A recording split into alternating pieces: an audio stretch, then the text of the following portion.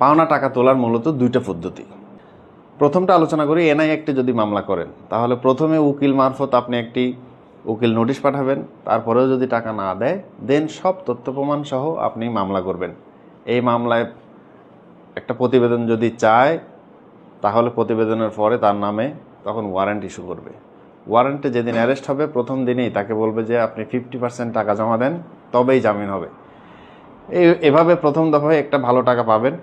আবার তাকে জামিন দেওয়ার পরে পুনরায় সে যদি টাকা না দেয় আবারও ওয়ারেন্ট ইস্যু হবে।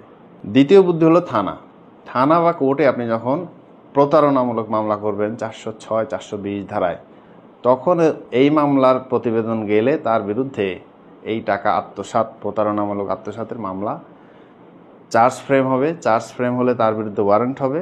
দেন বাকি কাহিনীটুকু আবারও সেম, টাকা দিলে সে জামিন হবে, না হলে আবার তার ওয়ারেন্ট ইস্যু হবে, ভিতরে যাবে। দেন একটা সময় ও স্বাভাবিক লাইফ যখন বিঘ্নিত হতে থাকবে, যদি উদ্দেশ্যমূলক টাকা আছে কিন্তু দেয় না, এরকম পরিস্থিতিতে পড়লে কিন্তু দ্রুতই টাকা দিয়ে দিবে। কিছু ভণ্ড, কিছু বাটপার লোক আছে যারা নিজেদের কাছে টাকা থাকা সত্ত্বেও টাকা পাওনাদারকে ফেরত দেয় না।